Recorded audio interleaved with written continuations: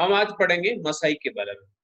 मसाई एक घास क्षेत्रों में रहने वाली जनजाति है, प्रजाति नहीं है। मैं बार बार कह रहा हूँ, कई बार मेरे मुंह से भी निकल जाता है। प्रजाति प्रजाति अलग होते हैं और जनजाति जो होते हैं वो अलग होते हैं। तो ये हैं जनजाति, ये ट्राइब्स जो किसी विशेष क्षेत्रों में रहती है। इन ट्राइब्स की कुछ विशेषताएं जो होती हैं वो हम पढ़ेंगे, और हमारा यहाँ पर पढ़ने के पीछे जो उद्देश्य है, हम इन जनजातियों को काफी नजदीक से पहचानने की कोशिश कर रहे हैं।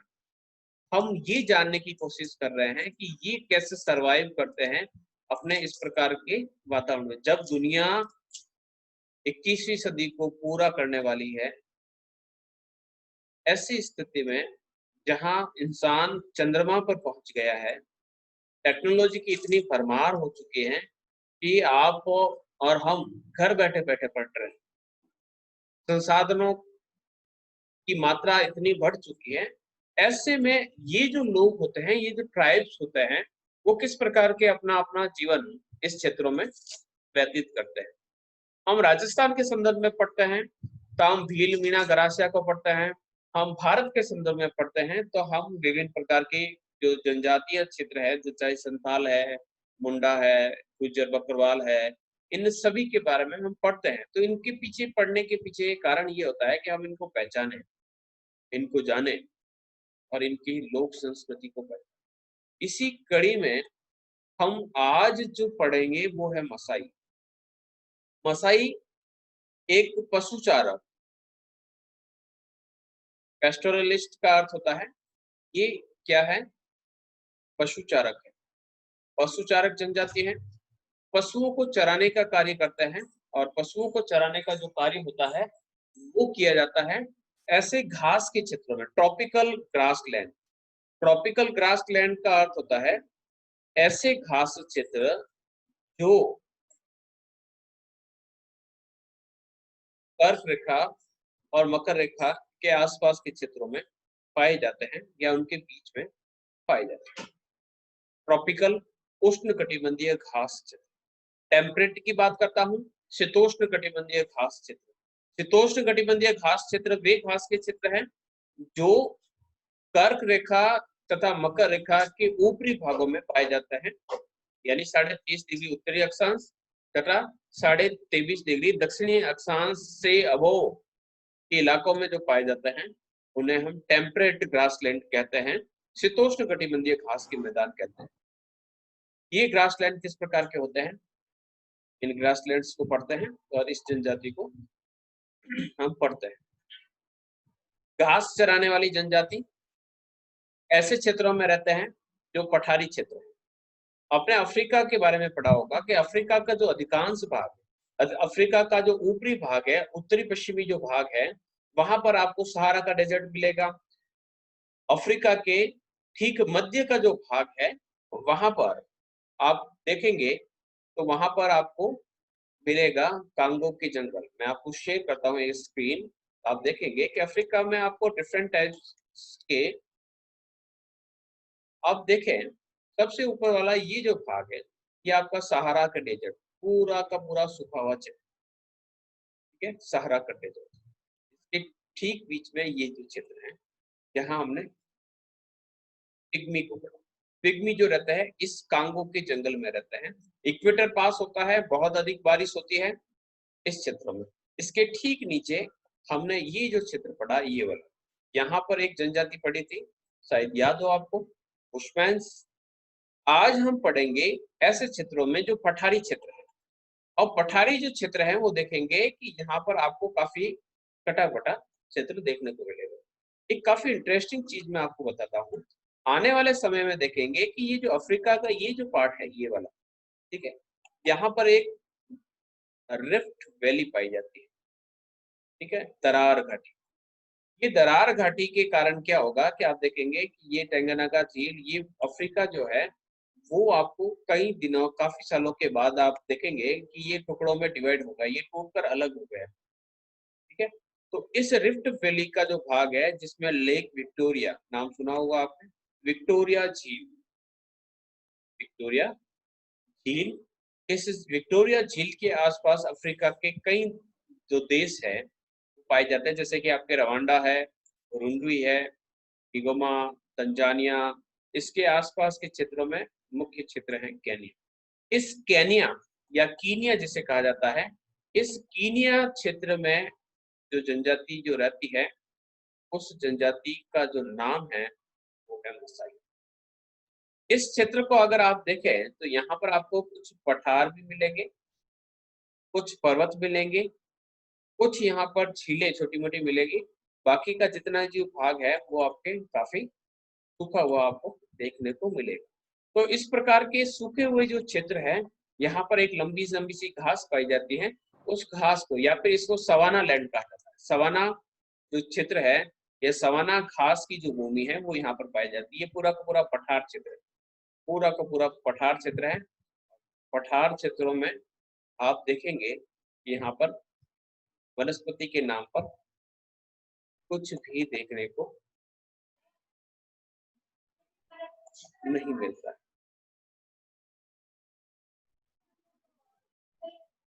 इस क्षेत्रों में निवास करने वाली ये पठारी क्षेत्र, और पठारी क्षेत्रों के ठीक पास में यहाँ पर आया हुआ है केनिया। इस केनिया में एक जनजाति जो रहती है उसे नाम दिया जाता है। इन्हीं मसाई जनजाति के बारे में हम पढ़ेंगे। मुख्य रूप से ये जो जनजाति है वो पालन करती है गायों का। गायों का पालन करने वाली इस जनजाति की क्या विशेषताएं हैं? मुख्य रूप से आप देखेंगे कि ये गायों का पालन करते हैं। किस प्रकार के वस्त्र पहनते हैं? वनस्पति के नाम पर आपको बबूल दिखेंगे, सिर्फ बबूल और घास। इसके अलावा किसी प्रकार की अन्य वनस्पति आपको यहाँ पर देखने को नहीं मिलेगी। कहाँ पर आया हुआ है निवास क्षेत्र की बात करें तो मैंने बताया आपको चित्र कि लेक विक्टोरिया जो है युगांडा के पास में है। युगांडा की राजधानी कंपाला, कई बार प्रश्नों में पूछा गया है। तो विक्टोरिया झील के पूर्व की तरफ आप देखेंगे ये है मसाई लैंड, पूरा का पूरा मसाई लैंड, यानी यहाँ पर मसाई जनजाति का निवास क्षेत्र है। केनिया के ठीक दक्षिण की तरफ ये क्षेत्र है। इस निवास क्षेत्र को हम पढ़ते हैं कि इसमें निवास करने वाली ये जो जनजाति है जिसे मसाई कहा जाता है, ये पशुपालक के रूप में यहाँ पर अपना जीवन व्यतीत करती हैं। पशुओं को चराने का काम यहाँ पर मुख्य रूप से किया जाता है। अब यूं कहा जाए कि ये पशुपालक ही क्यों बने, क्या कारण है कि ये कृषक नहीं बने? जो उसके पीछे सीधा सा कारण है वहां की जलवायु और वहां की भौतिक परिस्थितियां। तो वहां की जो भौतिक परिस्थितियां हैं वो इस प्रकार की है कि वहां पर कृषि कार्य संभव नहीं है क्योंकि पठारी क्षेत्र है।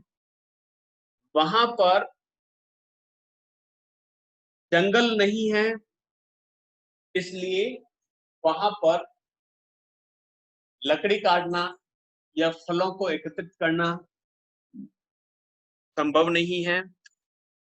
इस कारण यहाँ के जो लोग होते हैं वो पशुपालक का कार्य करते हैं। ये इनका जीवन निर्वाह करने का एक तरीका है, ये इनकी पूंजी है और इसी पूंजी को लेकर वो चलते हैं। अब हम आगे की जो कहानी है उसको थोड़ा सा इमेजिन करते हैं कि क्या स्थिति रही होगी उनके मकानों की। हमने कहा कि वहां पर वन बहुत कम है, सीधा सा अर्थ है कि वहां पर गर्मी अधिक होगी, घास पाई जाती है, इस कारण ये पशु चारने का काम करते हैं।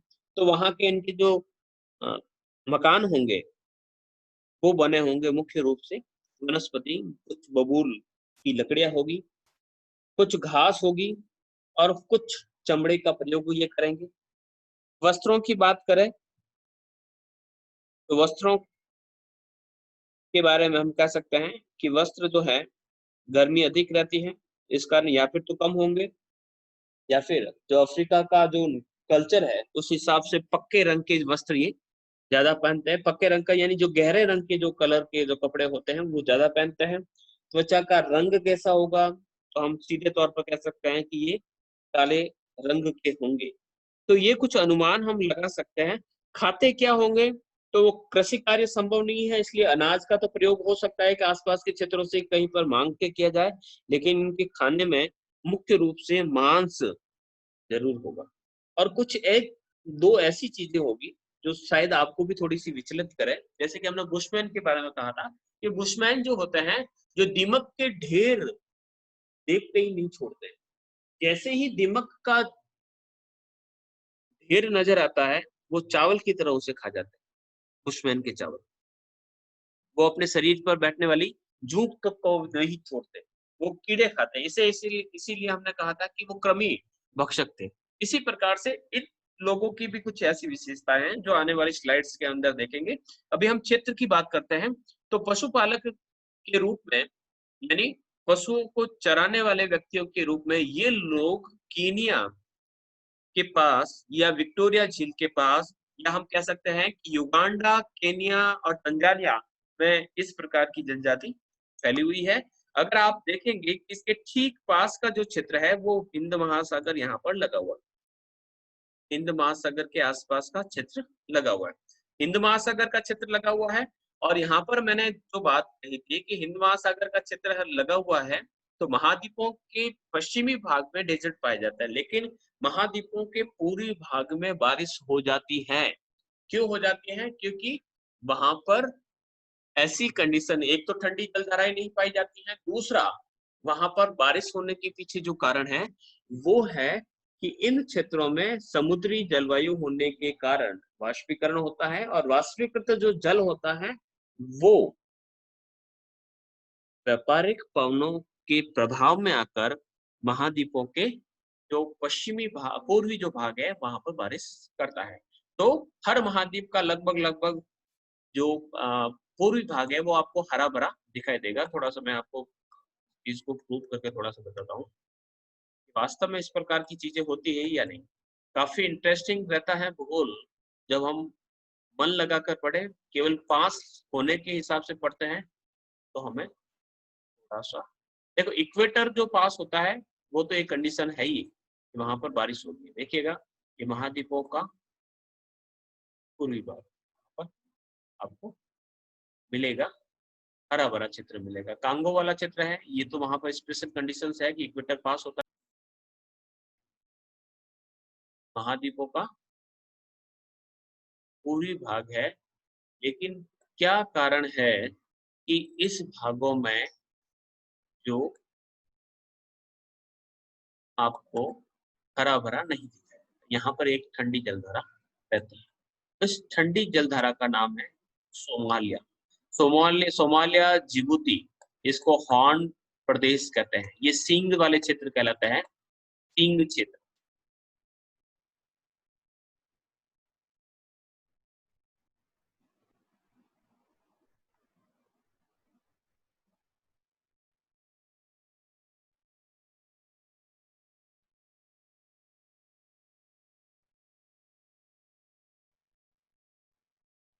बढ़ते हैं आगे,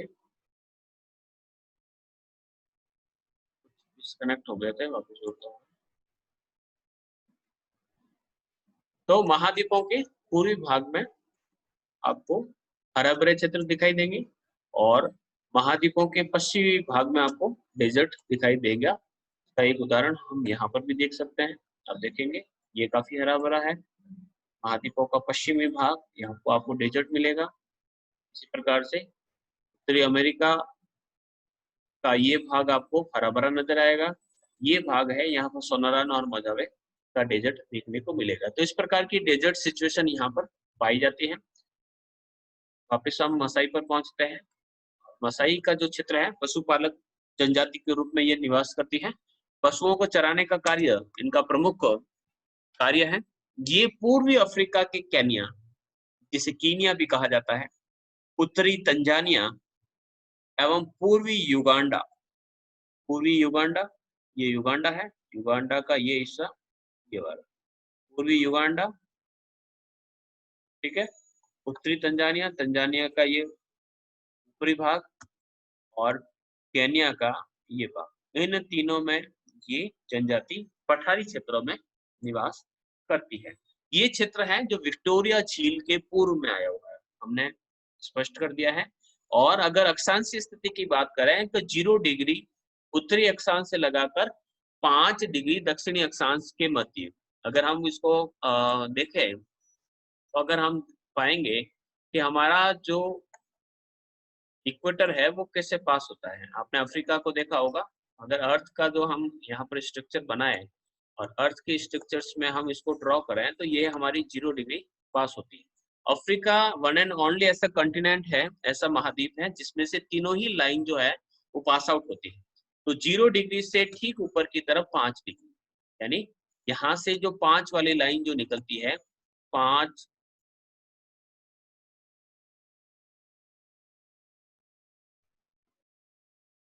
1 डिग्री उत्तरी अक्षांश से 5 डिग्री दक्षिणी अक्षांश, 1 डिग्री उत्तरी अक्षांश। तो सबसे ऊपर की तरफ हम कहेंगे यहाँ से जो पहली लाइन जो निकलती है वो होगी हमारी 1 डिग्री की, ठीक है। और नीचे की तरफ होगी 5 वाली। इस दोनों के बीच में यानी ये हो जाएगा हमारा 1 डिग्री वाला क्षेत्र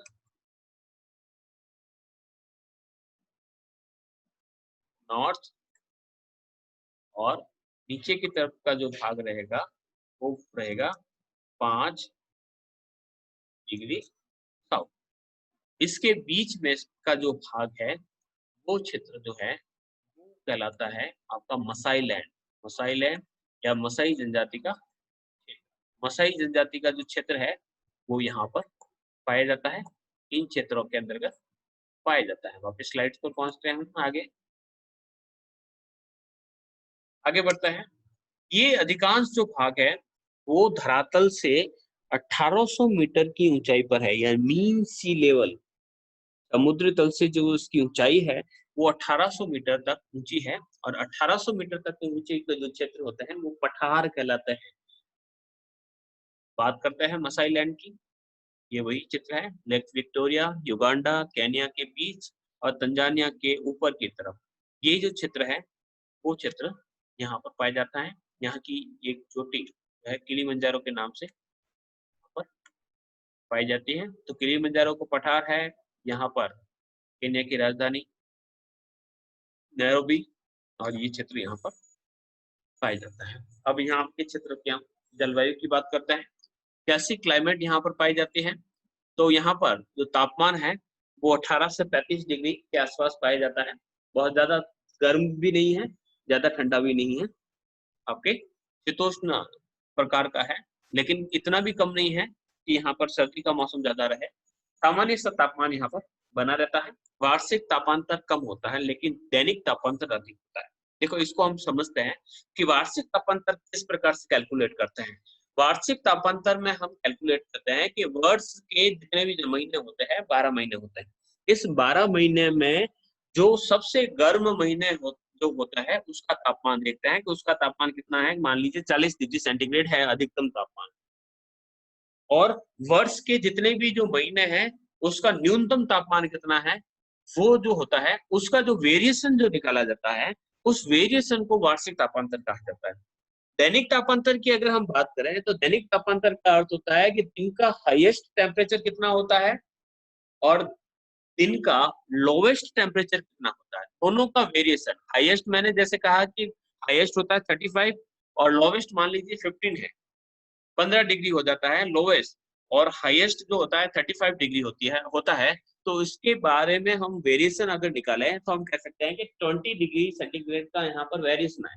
20 डिग्री तक तापमान कम या ज्यादा हो जाता है तो ये वेरिएशन अधिक मिलता है। ऐसा वेरिएशन आपको उष्ण क्षेत्रों में मिलेगा। और जो इक्वेटर के आसपास के जो क्षेत्र हैं या जो समुद्रों के आसपास के जो क्षेत्र हैं वहां पर आपको वेरिएशन न्यूनतम मिलेगा।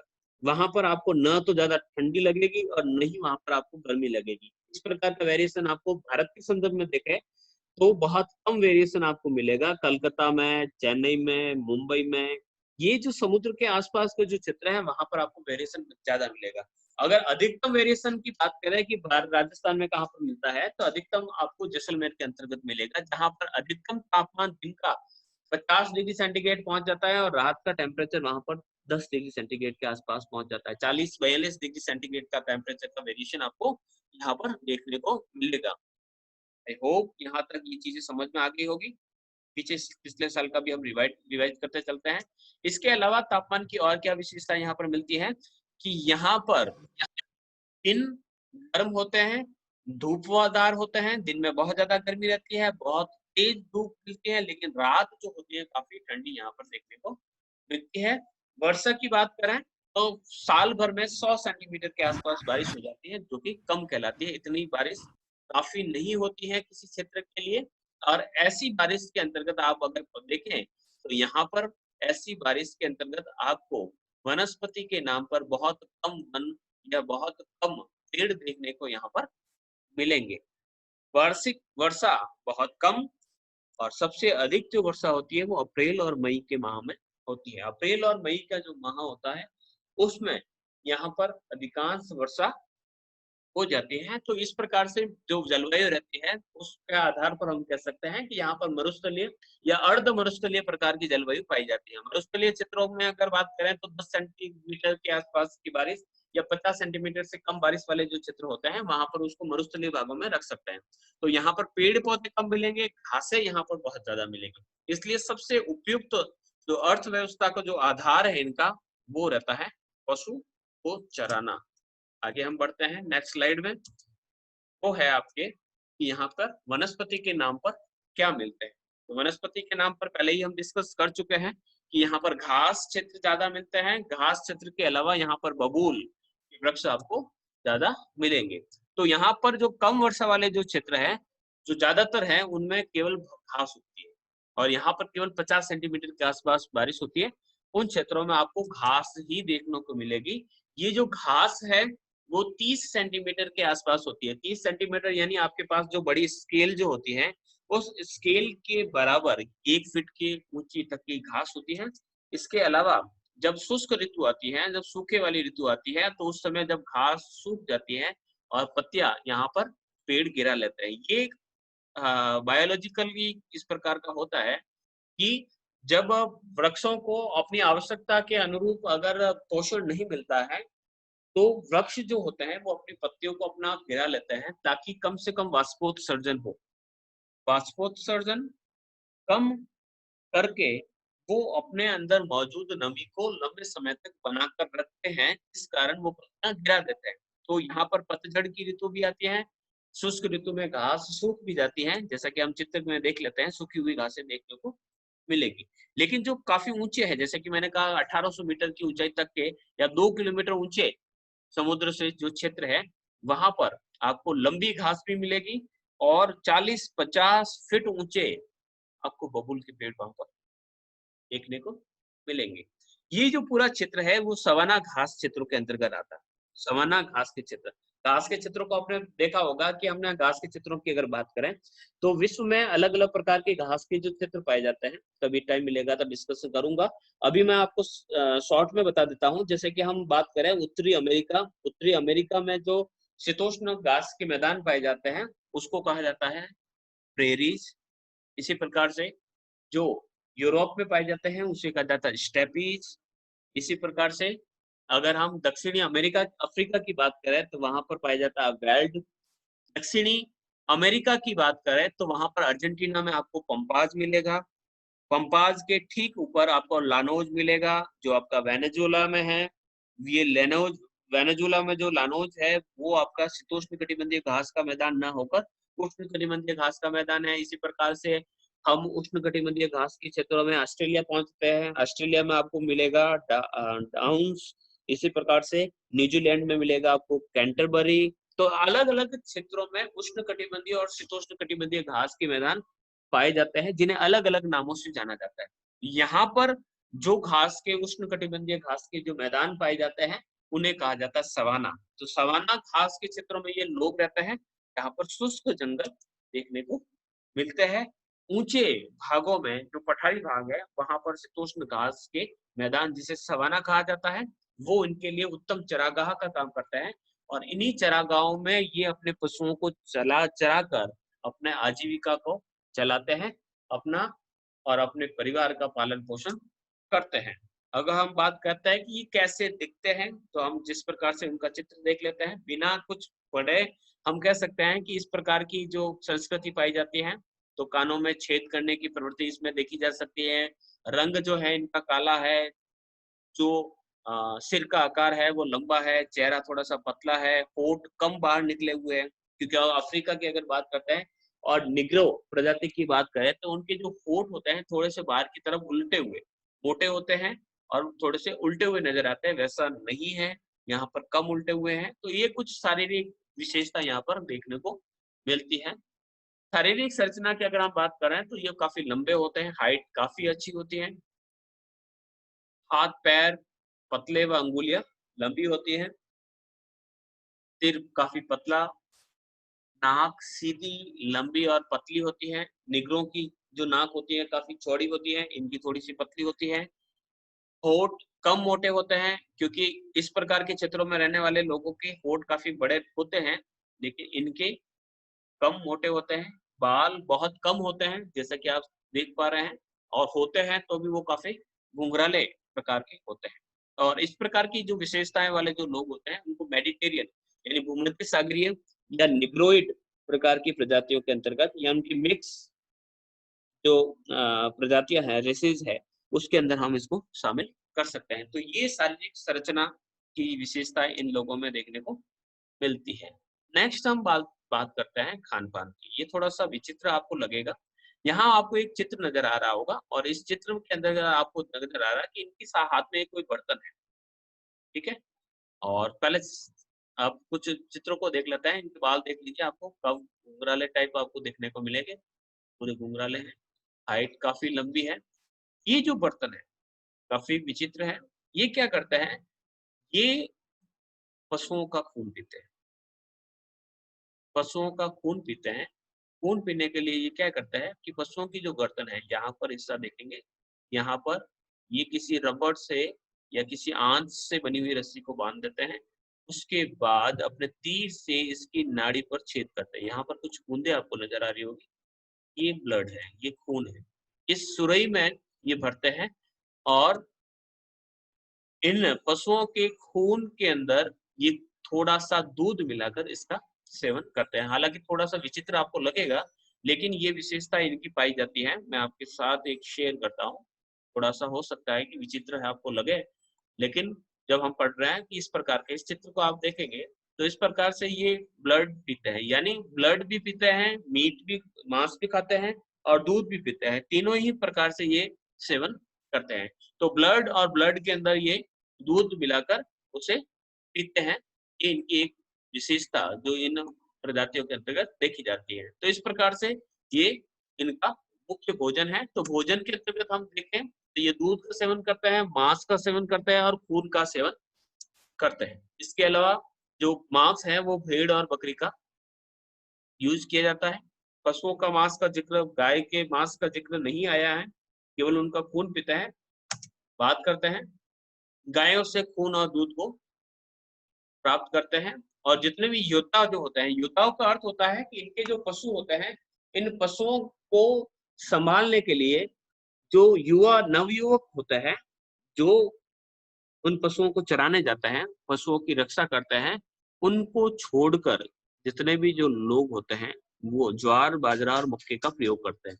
अब बात करें कि ये ज्वार, मक्का और बाजरा कहाँ से आता है, तो हम कह सकते हैं कि ये तो खेती नहीं करते हैं, लेकिन आस-पास के क्षेत्रों में जो भी किसान लोग रहते हैं, वहाँ से ये उनसे ज्वार, बाजरा और मक्के का प्रयोग करते हैं, लेकिन योद्धा लोग जो होते हैं, इन अनाजों का सेवन नहीं करते हैं।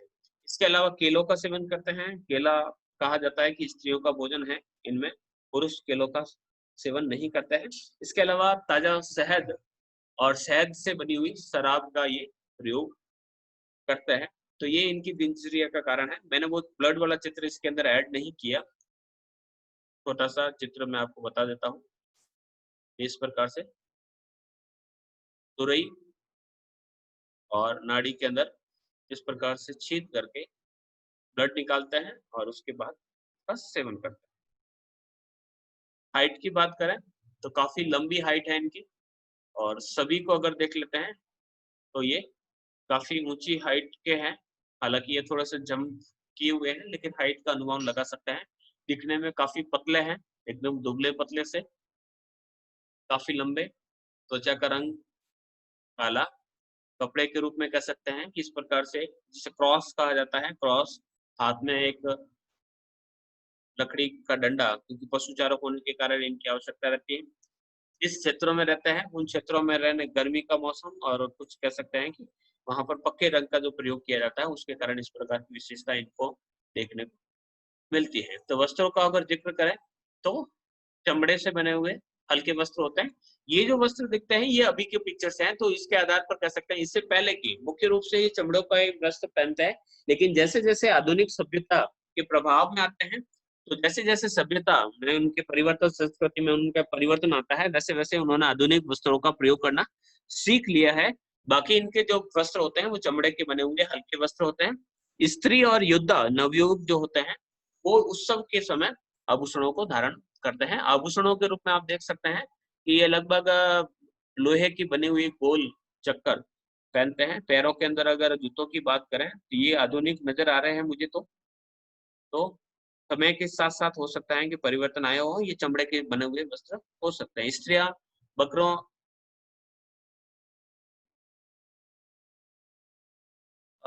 बकरों की, यहाँ पर ये थोड़ा सा चमड़ी है, बकरों की चमड़ी से बनी हुई ओढ़नी का प्रयोग करते हैं। हाथ पैर और गले में लोहे के तार है, थोड़ा जल्दी जल्दी में लिख दिया गया, तार के कड़े पहनते हैं, लोहे के बने हुए कड़ों का प्रयोग करते हैं। फिर हम बात करते हैं इनके मकान। ये बस्ती है, जो सबसे मोस्ट इम्पोर्टेंट जो प्रश्न बनता है आपका, वो इससे संबंधित लगभग हर साल ये प्रश्न आता है। ये डेरा कह सकते हैं हम, इसे ये कहते हैं क्राल।